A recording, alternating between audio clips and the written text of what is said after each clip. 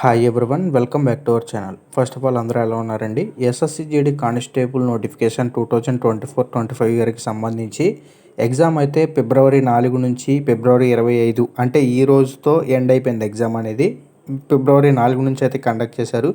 So exam రాసిన వారందరికీ ఏంటంటే కొంచెం డౌట్స్ అయితే ఉంటాయి. ఆన్సర్కి ఎప్పుడు వస్తుంది, అలాగే రిజల్ట్స్ ఎప్పుడు, ఏంటి పరిస్థితి అనేది.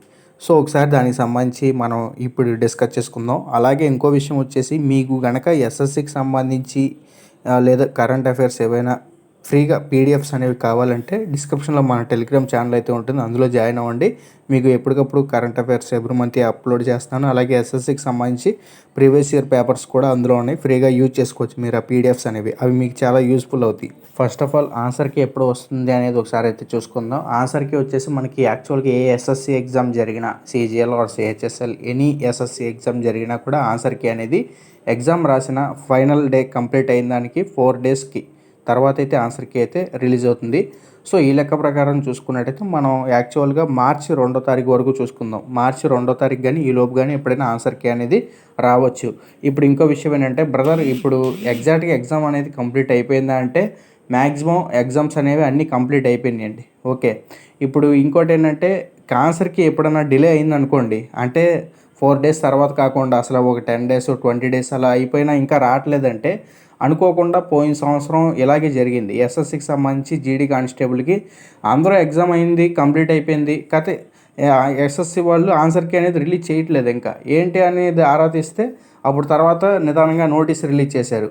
పలానా బీహార్లో సెంటర్లో టెక్నికల్ ఇష్యూ వల్ల అప్పుడు ఆ సెంటర్లో ఎగ్జామ్ రాసిన కొన్ని షిఫ్ట్లకి ఎగ్జామ్ క్యాన్సిల్ అయ్యింది, నెక్స్ట్ కండక్ట్ చేస్తున్నారని చెప్పి తర్వాత అందరికి కలిపి రిలీజ్ చేశారు.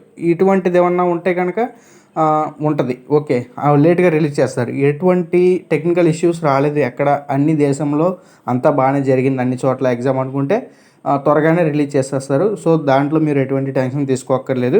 టెంటేటివ్ ఆన్సర్కి ఏంటంటే అందులో మీకు వచ్చిన రా స్కోర్ ఎంత అనేది తెలుస్తుంది. ఓకే, మీరు ఎన్ని కరెక్ట్ పెట్టారు, ఎన్ని తప్పులు పెట్టారు అనేది రా స్కోర్ మాత్రమే అది. ఓకే, దానికి నార్మలైజేషన్ అనేది ఉంటుంది. ఈ నార్మలైజేషన్ కాన్సెప్ట్ ఏంటంటే మీ యొక్క ఎగ్జామ్ ఈజీగా ఉందా, మోడరేట్గా ఉందా, టఫ్గా ఉందా, దాన్ని బట్టి మార్క్స్ అనేవి కొన్ని ఎక్స్ట్రా యాడ్ అవుతాయి అందరినీ ఈక్వలైజ్ చేయడానికి. ఓకే, సో ఇదొకటైతే గుర్తుపెట్టుకోండి. సో ఏంటంటే మీకు ఆన్సర్ స్కోరు అదే ఆన్సర్కి రిలీజ్ చేసినప్పుడు చెక్ చేసుకునేది మీకు ఏంటంటే రా స్కోర్ మాత్రమే, అది నార్మలైజేషన్ కాదు. ఓకే, ఇప్పుడు ఇంకో విషయం ఏంటంటే, బ్రదర్ మరి రిజల్ట్స్ ఎప్పుడు అనేది మీకు డౌట్ ఉంటుంది. రిజల్ట్స్ అనేది ఒకసారి మాట్లాడుకున్నట్టయితే యాక్చువల్గా ఎస్ఎస్సి వాళ్ళు ఏ ఎగ్జామ్ కండక్ట్ చేసినా 1 నెలన్నర పట్టిద్దండి రిజల్ట్ రావడానికి. Either CGL, CHSL, okay, SSC, MTS ఇవన్నీ కూడా 1 నెలన్నర టైం తీసుకుంటాయి.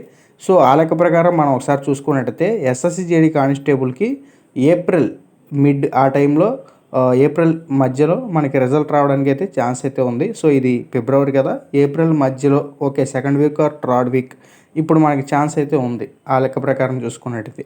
అర్థమైందా మొత్తానికి?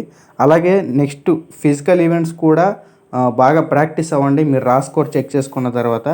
ఇంకో విషయం ఏంటంటే చాలామందికి డౌట్ ఉండొచ్చు, బ్రదర్ లాస్ట్ టైం లాగా ఫిజికల్ టెస్ట్ క్వాలిఫై అయిన వాళ్ళకి వెంటనే మెడికల్ చేస్తారా లేదా విడివిడిగా చేస్తారా, అంటే దానికి సెపరేట్ డేట్స్ దీనికి సెపరేట్ డేట్స్ అనేవి ఇస్తారా అనేది డౌట్ ఉంటుంది.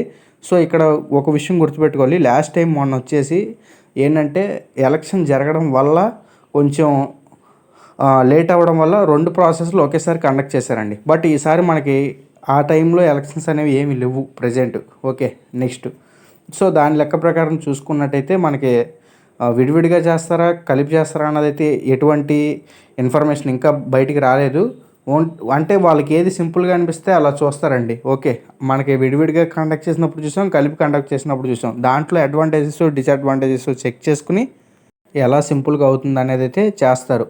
మోస్ట్లీ విడివిడిగా చేయడానికే ఛాన్స్ అయితే ఉన్నాయి. అంటే ఫిజికల్ ఒకసారి అయిన తర్వాత ఒక 20 డేస్ ఆర్ 30 డేస్ గ్యాప్ తీసుకుని మెడికల్ కండక్ట్ చేస్తారు. యాక్చువల్గా ఎప్పుడు ఫాలో అవుతుంది ఇదే.